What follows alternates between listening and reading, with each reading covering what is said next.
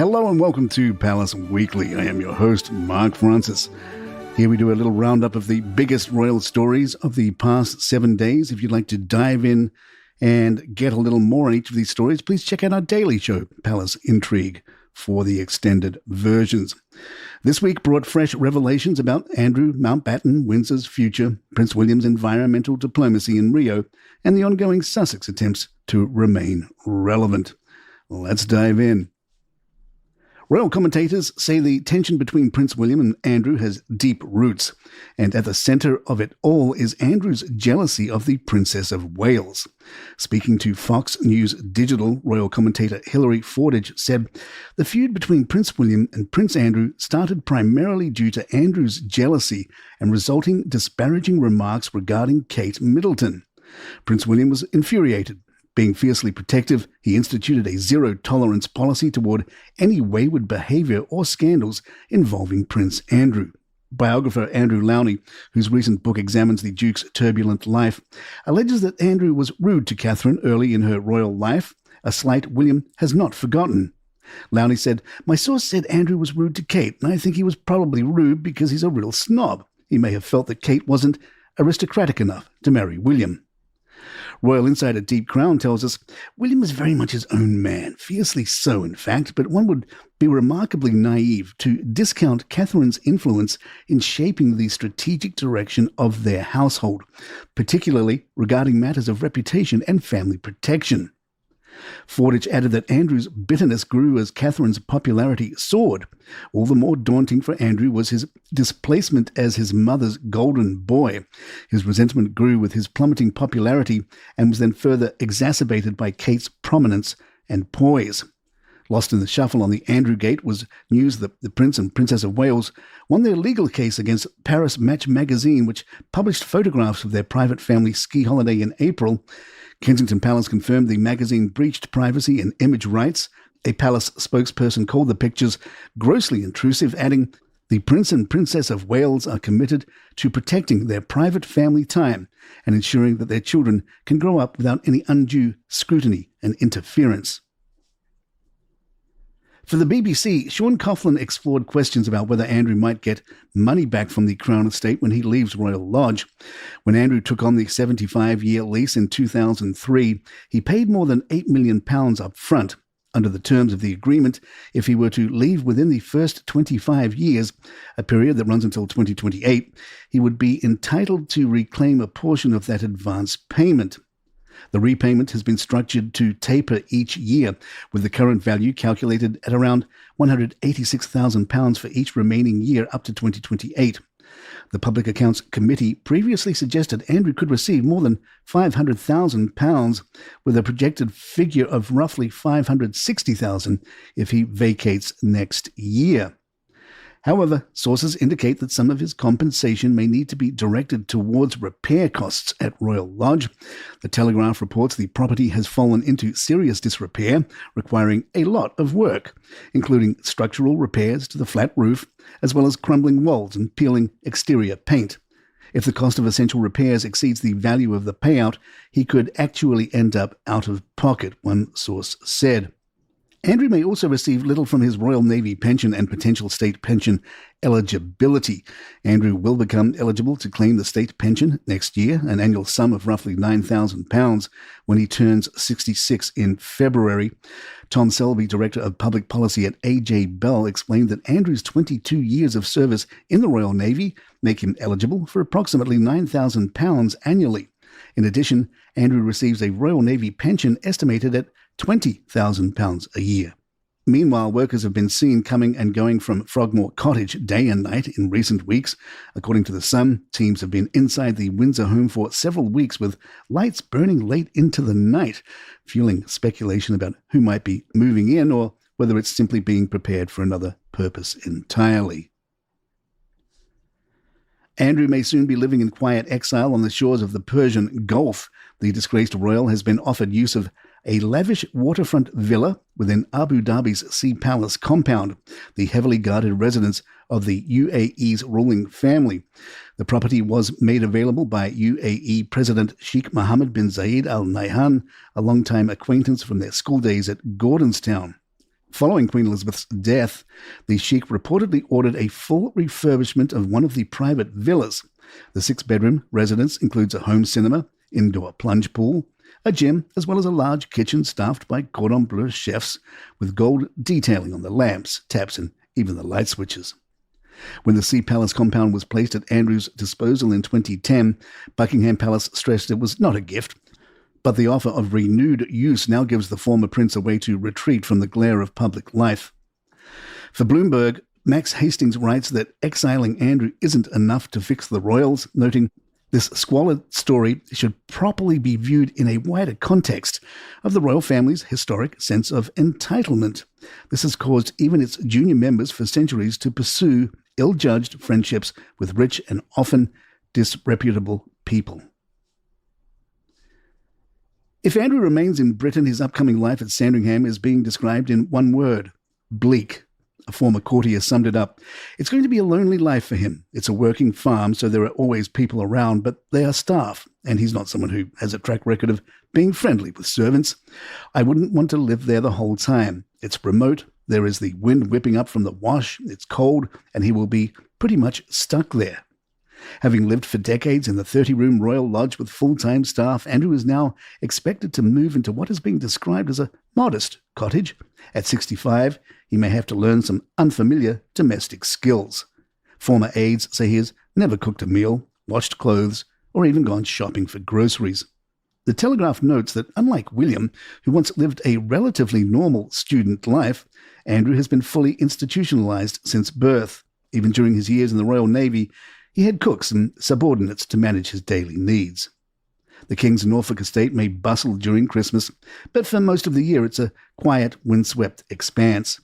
Exiled from the home counties and far from his daughters' homes in London, he is expected to live largely in isolation. Royal observers note the King will need to decide whether Andrew will be permitted to join the family for Christmas services. There are small consolations. Sandringham's 20,000-acre estate will offer him time to ride horses and indulge his passion for golf, but total privacy will be hard to come by. Sandringham is crisscrossed with public roads and popular walking routes, regularly monitored by photographers. And just 7 miles away sits the Pizza Express in King's Lynn, given Andrew's infamous Newsnight interview reference to dining at the chain's Woking location. The BBC aired a new panorama special titled The Fall of Prince Andrew, which included previously unseen footage of Virginia Giuffre. In the unearthed 2019 interview, Giuffre recounted how Ghislaine Maxwell told her, "Ghislaine tells me that I have to do for Andrew what I do for Geoffrey, and that made me sick. I just didn't expect it from royalty." The royal family took another decisive step to distance itself from Andrew, with Buckingham Palace quietly removing his biography from the official royal website. As of November 3rd, visitors who searched for Andrew's biography are met with the message, "The requested page could not be found." The BBC also reported that Andrew arranged a private Buckingham Palace tour in June 2019 for 2 businessmen linked to a cryptocurrency venture that had agreed to pay Sarah Ferguson up to £1.4 million. Jay Bloom and colleague Michael Evers were collected from their hotel in Andrew's Range Rover and driven through the palace gates. Both men attended Andrew's Pitch at Palace event and dined that evening with Andrew, Sarah, and Princess Beatrice. Broadcaster Jonathan Dimbleby, a longtime friend of King Charles, described the move against Andrew as the culmination of years of embarrassment.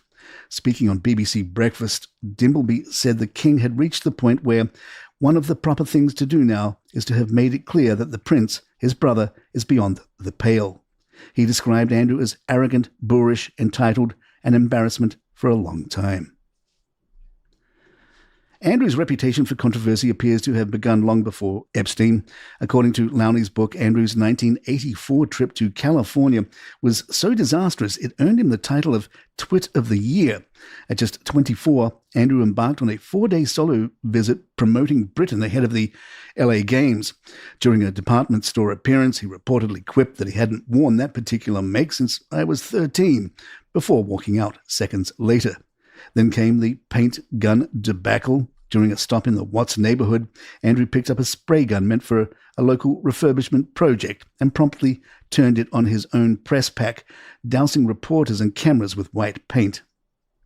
Prince Andrew blew it completely and disastrously, wrote Ross Benson of the Daily Express, while CBS's Bill Stout branded it the most unpleasant royal visit since they burnt the White House in 1812. The Queen was said to be furious and ordered her son to personally pay for the damage, estimated between £15,000 and £30,000. The People newspaper duly crowned him Twit of the Year. King Charles will allow Andrew to keep his Falklands War Campaign medal despite removing his remaining honorary military title. The decision follows Defence Secretary John Healey's announcement that the government would strip Andrew of his honorary rank, but defer to the King on medals. Falklands veteran Simon Weston told The Telegraph he has lost all other aspects of dignity, respect and honour he was once ever shown, but the one thing you cannot strip away from the man is that moment in his life where he was dignified, honourable and courageous. Andrew may also lose another symbol of his former royal life, his personalised car number plates. DVLA records show that the unique registrations once used by the former Duke are no longer listed. Andrew had long been seen driving vehicles bearing the plates AY02DOY and AY03DOY for Duke of York. Meanwhile, Ghislaine Maxwell has reportedly earned a new nickname from fellow inmates at her Texas prison, Mary Poppins, thanks to her refined British accent and curious habit of never being seen without an umbrella. The disgraced socialite carries her umbrella morning, noon and night, even before sunrise. Couple that with her posh British accent and very quickly she was given the name Mary Poppins. One inmate's husband told the Mirror, but unlike Poppins, there is no love for her. More palace in just a moment. Prince William kicked off his visit to Rio going barefoot for beach volleyball on Copacabana. The prince joined Olympian Carolina Solberg and her students from the Levante Institute. Witnesses said William threw himself into the match with enthusiasm, diving across the sand and sharing jubilant high fives after each success. Earlier in the day, William took part in football drills at the Maracanã Stadium with local youngsters and former Brazilian star Cafu. After a penalty shootout, the pitch erupted in cheers. The royals' day began atop Sugarloaf Mountain, where Rio's mayor presented him with the ceremonial keys to the city. Prince William paid a touching tribute to his late mother, recreating one of Princess Diana's most iconic photographs at Rio's Christ the Redeemer. Standing at the same vantage point atop Corcovado Mountain, William posed in front of the towering statue more than 30 years after Diana's famous 1991 visit. A Kensington Palace spokesperson said, "The prince had loved meeting so many people from across Rio over the last few days. He's been incredibly struck by the number of people who fondly remember his mother's visit to this beautiful city." William's Earthshot Prize ceremony brought global superstars to Rio on Wednesday night, with Kylie Minogue and Shawn Mendes headlining the awards show at the Museum of Tomorrow. William arrived wearing a black tie from Tom Ford suit. Appropriately, given the environmental theme, it was a rewear. The 5 winners included R.E. Green for restoring Brazil's Atlantic forest, the High Seas Alliance for ocean protection, Lagos Fashion Week for sustainable fashion, Friendship for climate solutions, and Bogota for reducing air pollution by 24%. William announced a major new environmental partnership with Leonardo DiCaprio, calling for stronger global action to protect the planet. Speaking at the United for Wildlife Global Summit, William unveiled a new partnership between the Royal Foundation, the Coordination of Indigenous Organizations of the Brazilian Amazon, and the Podali Fund. William also delivered what aides described as a landmark speech on behalf of the King, the British government, at the COP30 climate conference. In The Royalist, Tom Sykes notes that William ran his COP30 speech past his father before flying out, after the Andrew crisis, where the two were at loggerheads until Charles did what William had been telling him to do for 3 years. William knows the value of presenting a united front. In The Spectator, Alexander Larman writes that Prince's tour represents a reset for the royal family after weeks of terrible, existentially damaging headlines, mainly, but not entirely, revolving around the Andrew, formerly known as Prince. Harry likely didn't score points with his brother by heading to Toronto for veterans engagements while William was in Rio. Royal expert Richard Fitzwilliam said, "What he clearly is using here is the opportunity to do 2 things. Make his point on security, and also the optics will be that he has deliberately arranged a clash with his brother, whatever the truth of it." A spokesperson for the Duke of Sussex said the events were planned nearly a year ago and that the period of remembrance traditionally extends from November 1st through 11th. However, royal watchers noted that the timing felt deliberate. His Majesty knighted David Beckham at Windsor Castle. Sir David described receiving his knighthood as the proudest moment of his life and revealed that the king even inspired the suit he wore. He's kind of the most elegantly dressed man that I know, so he inspired quite a few of my looks over the years, and he definitely inspired this look, Beckham said. The suit was designed by his wife, Victoria, Lady Beckham. Catherine, the Princess of Wales, will play a leading role in next week's national commemorations, joining veterans and service families at the National Memorial Arboretum in Staffordshire to mark Armistice Day. The Prince will attend the remembrance service at the Armed Forces Memorial on Tuesday, November 11th, where she will lay a wreath and observe the 2-minute silence. Before William headed to Brazil, the Prince and Princess of Wales hosted a small thank you celebration for builders and staff who worked around the clock to help them move early into their new home, Forest Lodge in Windsor Grade Park. William Kate reportedly served drinks and snacks at the York Club to express their gratitude for completing the move weeks ahead of schedule. The family's relocation marks their official farewell to Adelaide Cottage, which William is said to have privately described as cursed. An insider told the Daily Mail every part of Adelaide Cottage sadly had an unpleasant memory associated with it. It's a lovely house, but they experienced some of their most challenging times there as a family. Meghan Markle has returned to acting for the first time since stepping away from royal life, appearing as herself in the upcoming Amazon MGM comedy Close Personal Friends. The Duchess was seen on set in Pasadena filming alongside Brie Larson, Lily Collins, Jack Quaid, and Henry Golding. According to a studio source, this is a massive moment for Meghan and signifies a return to doing what she truly loves. The announcement came on the same day as William's Earthshot ceremony, which royal watchers noted was unlikely to be received well by the Wales household. Meghan is also facing criticism over her use of royal imagery in connection with her new As Ever holiday collection. Ahead of the launch, the Duchess shared a video showing herself at work with a blue notebook bearing her gold royal cypher, the letter M, topped with a crown, clearly visible.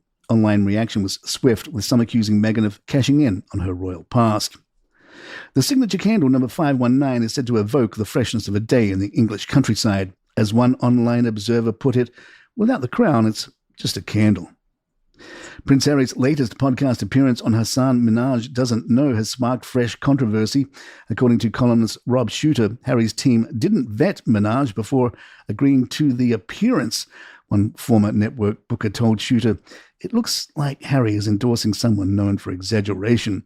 That's terrible optics for a prince who already overshares." As we look at Remembrance Week, the contrast between the two royal brothers has never been more stark. William returns from Brazil with renewed global credibility and a clear sense of purpose.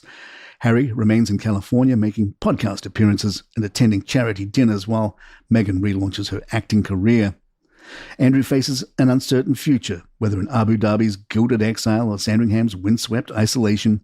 His daughters maintain their public composure while Sarah Ferguson considers leaving the country altogether. The week that began with revelations about Andrew's jealousy of Kate ended with William demonstrating precisely why the future of the monarchy rests securely in his hands. The transition isn't just happening, it's accelerating. And there you have it. If you'd like to email us, our address is thepalaceintrigue@gmail.com. By the way, today is Sunday, and there is a new episode of our new series, Crown and Controversy, Prince Andrew, chronicling the life and times and rise and downfall of Prince Andrew. You can get that episode through the show notes here, or just search for Crown and Controversy, Prince Andrew. I'm Mark Francis. My thanks to John McDermott. This is Palace Weekly, and good times.